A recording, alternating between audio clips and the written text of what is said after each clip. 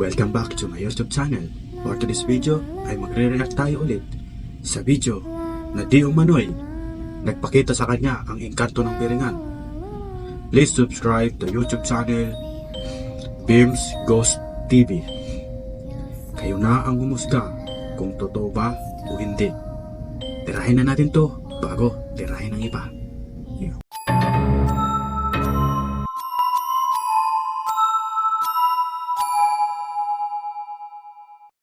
Ano? Palete, ayun o.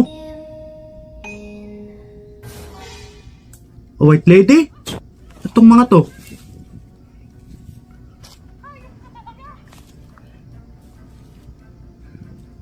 Parang yung palabas na ano. Yung sila Bong Navarro, Jong Hilario. May ibang mga kasama. Ano bang palabas? Spirit ata yun.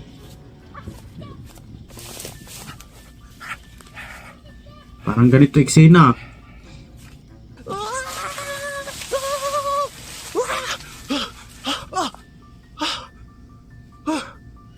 Ano nangyari? Palakasan natin ang volume. Buti buhay pa ako. Nalaglag ba ako? Nalaglag. Oh, hold. Sino ka? Ano ba yun? White lady ba yan? O? Bakit ka biglang nagpakita? Ala. Hindi po ako masamang tao. Lupit ang transition ah. Bakit Nalaglag. po ako biglang napunta dito? Paglingon niya nasa ano na siya. Puno ng paliti. Tapos ano? Dito po ba kayo nakatira sa punong ito? Ano, bata ba yan? Or Bakit dalaga? hindi kayo nagsasalita? Bangputi ano? Pwede mo po ba sa akin ipabatid ang iyong Totoo? gusto sabihin? Ay, totoo. Gumagalaw yung ano eh oh. Hindi siya nagsasalita mga tol. Gumagalaw yung damit eh. Nasa gilid na tayo mga tol ng karsada. Paano tayo napunta dito?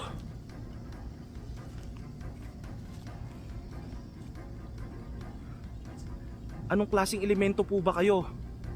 Pwede mo po bang sabihin? Nanginginig na po ako sa kaba at sa takot. Nilalakasan ko lang po ang aking loob. Ayaw niya mga tol magsalita.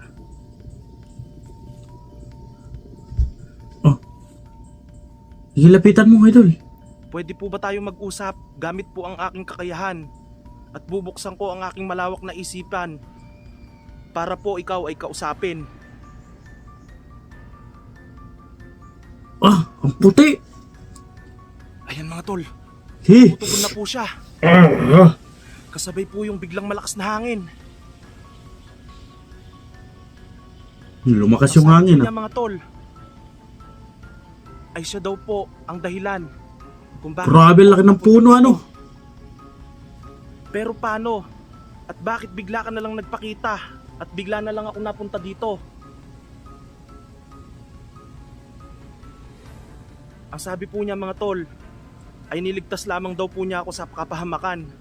Wow, kaya pala yung nandun kanina. Oo, Yung mga dahil nakaitim. Naglalabanan sila. ay ayaw akong tigilan ng mangkukulam.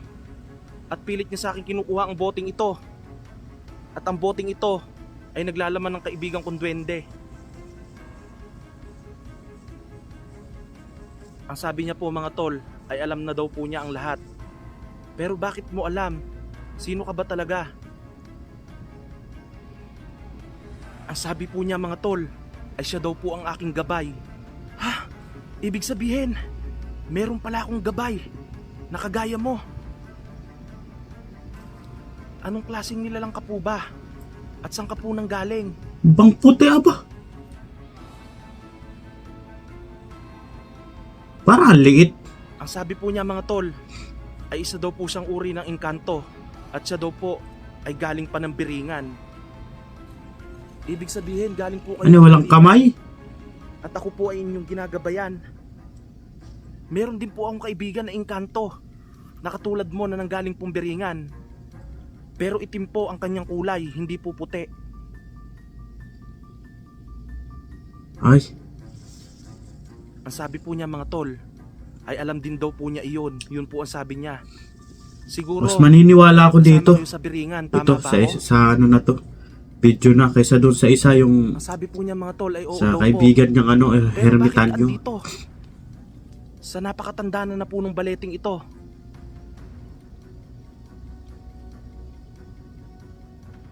Ang sabi niya po mga tol, ay dito daw po ang kanilang lagusan papunta sa portal ng biringan. Yun po ang sabi niya. Pero bakit yung kaibigan kong engkanto? Nung huli ko siyang nakausap, ay sa malaking bato siya biglang nawala. Ganun po ba? Ibig sabihin, marami palang portal papunta sa inyong kaharian ng biringan. Ito pong baleting ito. Ito po ba itirahan nyo din po? Ang sabi po niya mga tol, ay oo daw po. Yun po ang sabi niya. Matagal mo na ba akong ginagabayan? At ano ba ang dahilan? Bakit mo ako niligtas? Sa kaaway kong mangkukulam. Ang sabi po niya mga tol, gamit po ang aming kakayahan sa palitan po ng aming usapan. Ay trabaho daw po niya na iligtas niya ako bilang isa sa mga gabay. Yun po ang sabi niya. Dahil ayaw daw po niya akong mapahamak. Maraming salamat. Mabuti ka palang engkanto. Ang puti oh. Pero gusto ko sanang gamitin ang pagkakataon na to para matulungan ang kaibigan Ano ba, ko. lalaki ba o babae yan? Eto siya ngayon sa bote. At Parang lalaki mukha. paano ba ang dapat kong gawin dito sa boteng ito para mabuksan? Damit na puti. Oh, Ang sabi po niya mga tol, gumalaw. ang laman daw po ng boteng ito na duwende Kagi ay totoo nga. masyado na daw pong nanghihina dahil sa katagalan na Parang hindi babae, parang lalaki Yun po ang mukha. sabi niya. Parang yung nasa Iniisip palabas, ko lamang po sana sa'yo mga multo na ganong mukha. kung paano po ba mabubuksan ang boteng ito kung saan ay Ah, nakakulong ang sa takot, aking ah. kaibigan na duwende.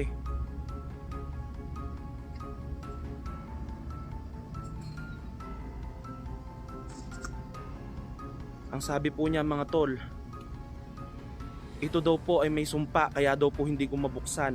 At ang tanging makakapagbukas lamang daw po nito ay yung mangkukulam. Yun po ang sabi niya.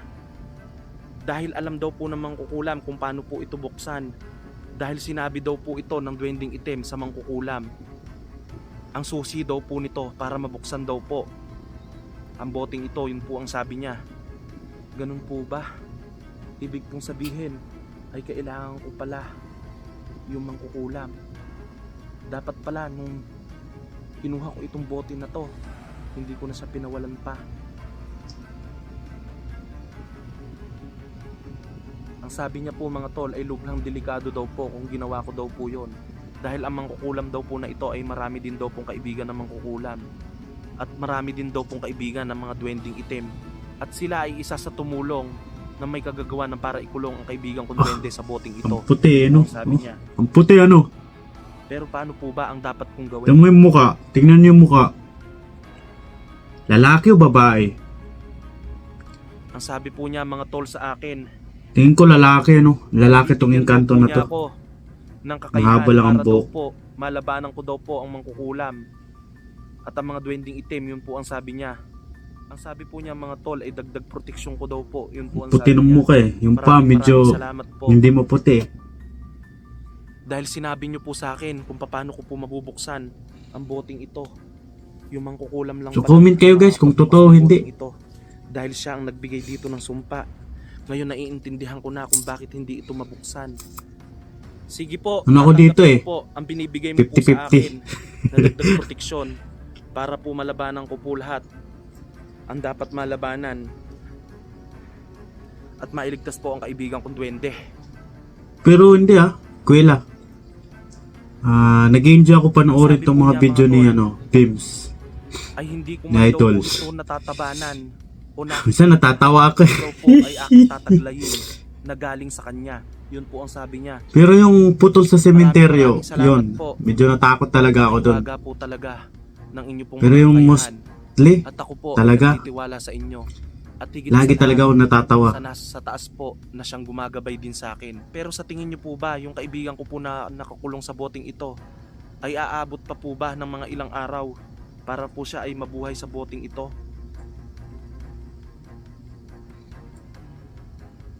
Ang sabi po niya mga tol ay unti-unti na daw pong nanghihina ang aking kaibigan na duwende.